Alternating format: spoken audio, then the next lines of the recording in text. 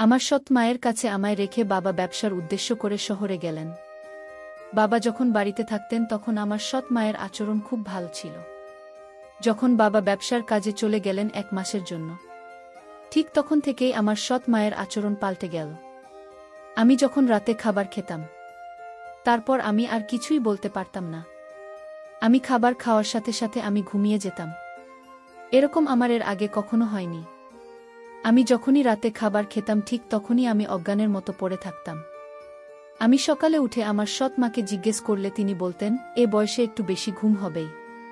কিন্তু হঠাৎ করেই আমি জানতে পারি আমি মা হতে চলেছি। সেই খবরটা শোনার পর আমার আত্মা কেঁপে উঠল। এটা কি করে সম্ভব? আমি তো কিছুই বুঝতে পারছি না। কিন্তু আমি যখন জানলাম আমি কিভাবে মা হতে চলেছি, আর সেটা আমি কোনোভাবেই মেনে নিতে পারছিলাম না। তাহলে আসল ঘটনাটি বলি। আমি যে জায়গায় থাকতাম ওখানে কোনো পুরুষ থাকত না, আর না আমার কোনো আত্মীয় স্বজন থাকত।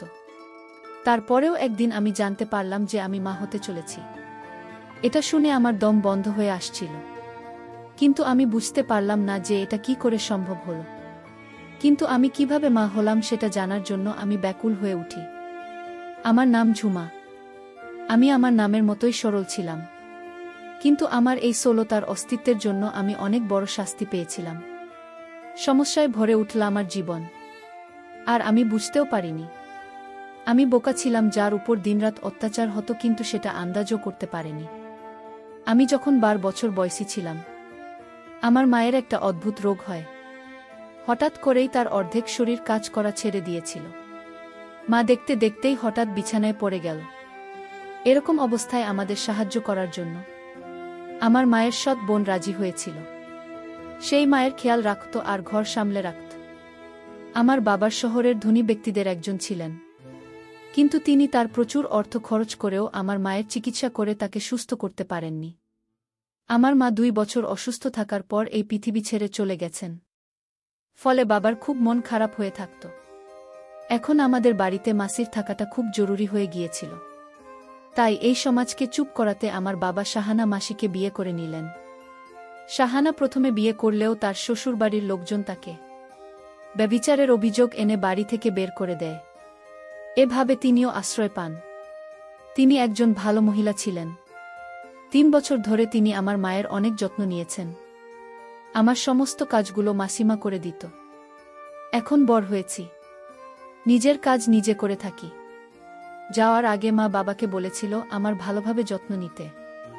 যদিও আমার বাবা সবসময় আমাকে অনেক স্নেহ করতেন, কিন্তু আমার মা চলে যাওয়ার পর তার জীবন যেন আমার মধ্যে আটকে যায়। সে বারবার শাহানাকে বলতো আমার খুব খেয়াল রাখতে। দিনে অনেকবার বাবা জিজ্ঞেস করতেন সময় মতো খাবার খেয়েছে কিনা, ড্রাইভার কি আমার সময়মতো স্কুল থেকে বাড়ি নিয়ে এসেছে। একদিন আমার বাবাকে একটি গুরুত্বপূর্ণ কাজের জন্য কয়েকদিনের জন্য বাইরে যেতে হয়েছিল, এবং তিনি খুব চিন্তিত ছিলেন এবং তিনি শাহানাকে বিশ্বাস করেছিলেন, কারণ তিনি কঠিন সময়ে আমাদের সমর্থন করেছিলেন, যখন কিনা আমাদের অনেক আত্মীয় আমাদের ছেড়ে চলে গিয়েছিলেন। বাবা সহজভাবে একদিন বললেন, আমার মেয়ে আমার সবকিছু। আমি যা আয় করছি সবই আমার মেয়ের। আমি আর কাজকর্ম করতে চাই না। আমি এই শেষ কাজটা করতে যাচ্ছি।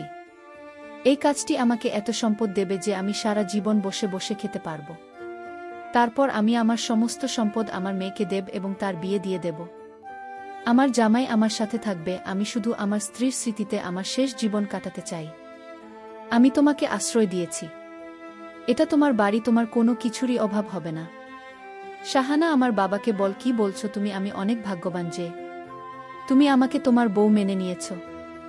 আমিও সারা জীবন ঝুমার মা হয়েই কাটাতে চাই। আমি তার মাকে কথা দিয়েছিলাম যে আমি সব সময় তার যত্ন নেব। তিনি আমার আসল বোন ছিলেন না, তবে তিনি বোনের চেয়েও বেশি ছিলেন। আমি তার কাছে আমার প্রতিশ্রুতি পূরণ করতে চাই, এবং এটাই আমার জীবনের লক্ষ্য। আমার বাবা বললেন, আমি নিশ্চয়ই জীবনে অনেক কিছু পূর্ণ করেছি যে আমি তোমার মতো একজন ভালো মহিলা পেয়েছি।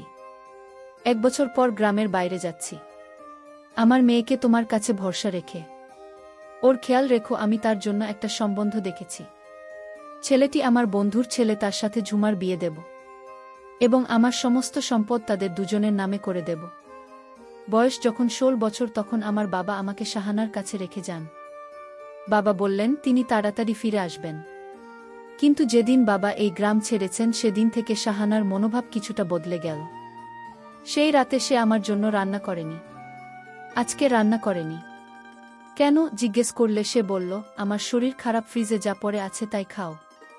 একদিন ছুটি দেওয়া উচিত, তা অন্তত আমি বুঝতে পারতাম। তাই আশপাশে যা ছিল তা খেয়ে ঘুমিয়ে পড়লাম। রাতে আমার বাড়িতে কিছু নড়াচড়ার শব্দ শুনতে পেলাম। আমার ঘুম খুব কাঁচা ছিল। আমি জেগে উঠলাম।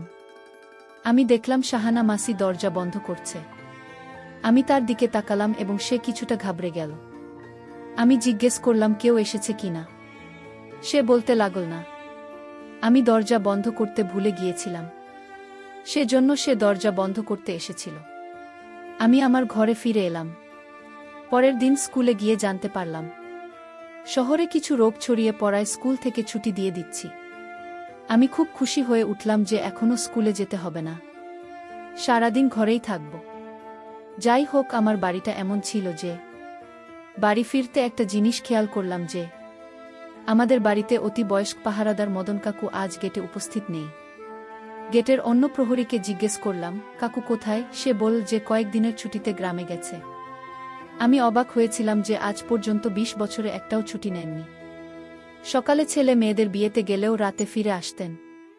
কয়েকদিনের ছুটিতে কিভাবে গেলেন? মনে হয় এটি কোনো বড় ব্যাপার ছিল। যাই হোক, আমি আমার বাড়ি ফিরলাম। রাতে শাহানা মাসিকে আমার জন্য আমার পছন্দের খাবার রান্না করেছিল এবং গতকাল সে আমার জন্য রান্না করেনি বলে আমার থেকে ক্ষমাও চেয়েছিল। সে বলল যে আমার বাবা চলে যাওয়ায় তার একটু মন খারাপ ছিল। আমি তাকে বললাম, তুমি কি আমার বাবাকে খুব ভালোবাসো? আমার মা আমার বাবাকে অনেক ভালোবাসতাম। সে বলল, তোমার বাবা এত ভালো মানুষ যে কেউ তার প্রেমে পড়তে পারে। আমিও তার প্রেমে পড়তে শুরু করি, কিন্তু সে আমার দিকে তাকায় না। তুমি আমার সৎ মা হলেও আমি তোমাকে কখনো অপরিচিত মনে করিনি। বাবা ফিরে এলে আমি তাকে বলবো আমার মায়ের সাথে যেমন করে থাকত ঠিক সে যেন তোমার সাথে তেমন করেই থাকে। সে জিজ্ঞেস করতে লাগল, তোমার বাবা তোমার মায়ের সাথে কেমন থাকতেন? আমি বলছিলাম যে তিনি মায়ের জন্য নতুন এবং দামি উপহার নিয়ে আসবেন। তিনি তার প্রশংসা করতেন। দুজনকে একসাথে খুশি দেখে আমিও খুব খুশি হতাম। আমি শুধু তার সাথে কথা বলেছিলাম এবং আমার পছন্দের খাবার খাচ্ছিলাম। এটা তো সত্য যে তিনি খুব ভালো খাবার রান্না করতেন, এমনকি আমার মায়ের চেয়েও ভালো। এরপর কখন আমার রুমে এসে আমি এত গভীরভাবে ঘুমিয়ে পড়েছিলাম মনে নেই। সকালে যখন চোখ খুললাম আমি আমার শুয়ে আছি, কিন্তু আমি মনে করতে পারছি না কিভাবে আমি আমার বিছানায় পৌঁছেছি। সকালে শাহানা আমার সৎ মাকে জিজ্ঞেস করলে সে বলল, তুমি নিজেই তোমার বিছানায় গিয়েছে। কিন্তু হ্যাঁ, তোমার খুব ঘুম হচ্ছে। এই বয়সে ঘুম এমনই হয়, কিছুই মনে থাকে না। এই বয়সে সত্যিই এমন ঘুম আসে। কিন্তু আমার ঘুম তো খুব কাছে ছিল। কিন্তু যাই হোক, তারপরে আমি সেদিকে খুব একটা মনোযোগ দেননি। কিন্তু এখন আমার বাড়িতে অদ্ভুত কিছু ঘটনা ঘটছিল। একদিন দেখলাম ড্রয়িং রুমে অনেক অনেক ভালো ভালো খাবার যাচ্ছিল। কে আছে জিজ্ঞেস করলে কাজের মেয়ে বলল, আপনিও এসেছে শাহানারা, আপনিও তো আমারও, আপনিও সমান। তাই আমিও ড্রয়িং রুমে গেলাম। আর সেখানে গিয়ে আমার সামনের দৃশ্য দেখে আমি অবাক হয়ে গেলাম। ওখানে কোনো অতিথি ছিল না, কিন্তু দুজন লোক বসেছিল যারা দেখতে বড়লোক, কিন্তু কিছুটা বিপজ্জনকও বটে। আমি ভিতরে প্রবেশ করার সাথে সাথে সে আমার দিকে তাকাতে লাগল। শাহানা আমাকে পরিচয় করিয়ে দিয়ে বলল, এ আমার স্বামীর মেয়ে। তাদের একজন বলল যে ও খুব সুন্দরী। তাদের বলা এই কথাটা আমার কাছে খুব অদ্ভুত লেগেছিল। তারপর আমি আমার রুমে ফিরে এলাম এবং পরে সে বলল যে তারা ছিল আমার ভাই। আমার সাথে প্রতিদিন একটি অদ্ভুত ঘটনা ঘটত। আমি যখন সকালে ঘুম থেকে উঠতাম তখন মনে হতো যে আমি খুব ক্লান্ত, এবং রাতে আমার ঘুম এমন হতো যে আমি অজ্ঞান হয়ে পড়তাম। আজকাল আমার কিছুই মনে থাকে না যে আমি কখন আসছি বা কখন আমার ঘরে আসি। আমি একদিন হঠাৎ আমি অসুস্থ হলাম, বমি বমি ভাব এবং মাথা ঘোরা শুরু করল। আমি ভয় পেয়েছিলাম যে আমিও সেই রোগে আক্রান্ত হতে পারি যেটি আজ সারা এলাকায় ছড়িয়ে পড়েছে। আমি সৎ মাকে জিজ্ঞেস করলে জানালে সঙ্গে সঙ্গে ডাক্তারকে ডেকে পাঠায়। ডাক্তার বাড়ি এসে আমাকে চেক আপ করলেন। তিনি আমার রক্তের নমুনা নিয়েছিলেন এবং বলেছিলেন যে পরীক্ষা করার পরে তিনি রাতে পরীক্ষার ফলাফল জানাবেন। তিনি আমাকে কিছু ওষুধ দিয়ে চলে গেলেন। সে ফোন নিয়ে আমার সামনে দাঁড়িয়েছিল। হঠাৎ কিছু অদ্ভুত কথা বলল। বলতে লাগল, না, এটা হতে পারে না। ডাক্তারবাবু, আপনার নিশ্চয়ই কিছু ভুল হয়েছে। এটা হতে পারে না। আমি চিন্তায় পড়ে গেলাম যে আমার রিপোর্টে কি মনে এসেছে। সে হঠাৎ ফোন কেটে দিল এবং আমার দিকে এমনভাবে এগিয়ে আসছে যেন আমাকে শোনানোর জন্য খুব খারাপ খবর আছে। আমারও মন খারাপ হয়ে গেল। আমি জিজ্ঞেস করলাম, ডাক্তার কি বলছেন? তারপর সে বলতে লাগলো যে ডাক্তার কি বলছেন সেটা পরের কথা। আগে বল, তুমি এটা কিভাবে করতে পারলে? তুমি তোমার বাবার সম্মানের কথা চিন্তা করলে না? তুমি কিভাবে করতে পারলে এটা? এখন সে ফিরে এলে আমি কি জবাব দেব? আন্টি কিসের কথা বলছে? আমি কি করেছি কিছুই বুঝতে পারছি না। ডাক্তার তোমাকে কি বলেছে? আর তুমি আমার সাথে এভাবে কথা বলছো কেন? আমি তো কিছুই করিনি। ডাক্তার বলেছে তুমি মা হতে চলেছেন। তার এটুকু বলায় আমার মাথায় মনে হলো আকাশ ভেঙে পড়ল। আমি হতবাক ছিলাম। এটা কিভাবে হতে পারে? আমি জানতাম না আমার কি হয়েছে। আমি এমন কোনো পাপ করিনি। আমি চিৎকার করে কাঁদতে লাগলাম যে এটা মিথ্যা, ডাক্তারের কিছু ভুল হয়েছে। শাহানা বলেন, ডাক্তারের সঙ্গে হয়তো কিছু ভুল বোঝাবুঝি হয়েছে, সেই জন্য কালকে আমরা অন্য ডাক্তারের কাছে যাব। হঠাৎ তার মনোভাব বদলে গেল। পরের দিন আমাকে অন্য এক ডাক্তারের কাছে নিয়ে যাওয়া হলো। তিনিও বললেন, আমি মা হতে যাচ্ছি, কিন্তু আমি এমন কোনো ভুল করিনি। তাহলে আমার কি হলো? আমি পুরোপুরি বিচলিত হয়ে পড়লাম। দিন রাত কাটতে লাগলাম। আমরা ডাক্তারকে বলেছিলাম যে আপনি কি এর কোনো সমাধান করতে পারবেন? আমাকে ঘরে ফিরিয়ে নিয়ে এসে বলল, তোমার বাবা আমার ভরসায় তোমাকে দিয়ে দিয়েছিলেন। এখন আমি তাকে কি জবাব দেব? আর একটা ঝামেলা হলো সেদিনই যখন বাবা ফোন করে বললেন আমি তাড়াতাড়ি আমার কাজকর্ম শেষ করে নিয়েছি, তাই আমি এই সপ্তাহে ফিরছি। ডাক্তার মতে আমার দ্বিতীয় মাস চলছিল এবং আমার বাবা আসার সময় এটি 3 মাস হবে। বাবা ফিরে আসলো আর আমরা দুজনেই খুব চিন্তিত হয়ে পড়লাম। এখন তাকে কিভাবে বলল? বাবা আমার সাথে দেখা করে খুব খুশি হলেন। তিনি আমাদের সাথে বসে খাবার খেলেন এবং শাহনামা সিরাতে তার সাথে কথা বলতে শুরু করল।